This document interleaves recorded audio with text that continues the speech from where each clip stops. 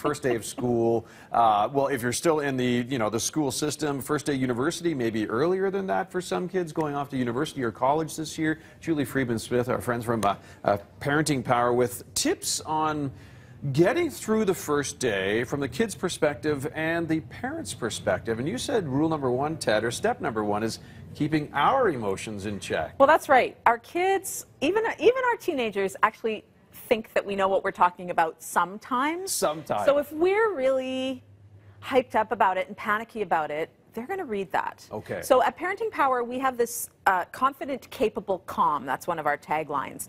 And that's a great thing to think about here. We need to have confidence in the school. Yes. That our kids are going to be safe and they're going to be well looked after. That they are capable. We have to have confidence in our kids. Our kids are capable of handling this. School's pretty normal. So if it's your child's first day of school ever, then it might be a bit of a big deal. But lots of kids go to school every year. So let's remember that it's pretty normal. Yeah. They're capable. Confident, capable, we can stay calm. And we have to stay because calm. If we're running around saying, Yeah. oh my gosh, how, to our little kindergartners, how am I going to survive with you being away? Then on top of everything else they've got to worry about, now they're thinking, oh, poor mom, she's going to be at home. I'm making her so sad. So we really need to make sure that we have our emotions in check. We believe in them, and we can help them to know that they're capable. Okay. So it's, even when we can prepare them for things that they're going to come across. So when we do have kids starting a new school or going to school for the first time, we can talk with them about some of the things that they might encounter and help them to know what they're going to do. So if they don't know anybody in the school, on that first day, we're going to find one teacher that you can go to if you have a problem. You can take a deep breath. You can remember that we love you. Yeah. Words like, I believe in you. I know you've got this, is really going to help them to feel a little bit more confident. Great advice. Okay, so now, I mean, we do have to transition, and it doesn't matter the age of the student. No. From summer kind of routines to back to quote-unquote work-school routines. Yes. And that all starts with sleep, right? Well, sleep is so important for all of us. For all of us, including adults. Morning show talk show hosts. And here's the thing to remember: when our preschools to kindergarten need between 10 and 13 hours of sleep.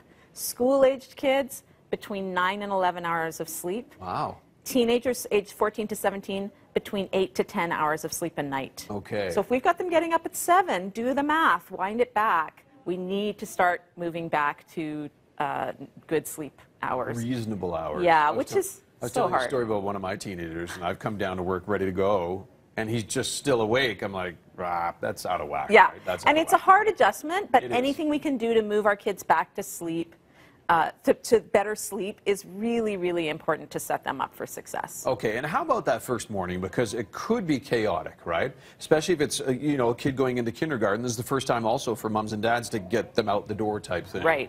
Do you say do everything, like you must suggest doing everything ahead of time that you can, right?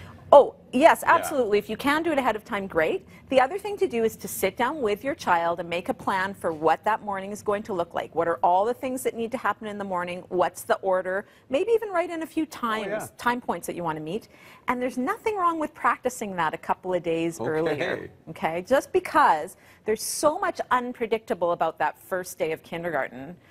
If we can make their morning routine predictable, they feel like they've got some control. Yeah. They have some things under control. Yes, yeah. Okay. And do you recommend some sort of reward system at all? Maybe having a special dinner that night when they come home, or? Well, so there's nothing wrong with having a special dinner. A celebratory dinner is great. Gail and I are at Parenting Power. We are not all about rewards. Okay. The reward is you get to go to school. The reward is the good feeling of having had a successful day or having had something go wrong and managing it. Yeah. So you want to celebrate? Great. But don't make it about, if you do this, then we're going to have a rewards dinner. They're doing it. Don't make it optional. Yeah. You're going to go, you can get through this, I believe in you, and we'll have a lovely dinner to celebrate. And you can break it down with a nice discussion afterward. Exactly, connecting with our kids. Good stuff. Thank you, Julie. My pleasure. Good advice.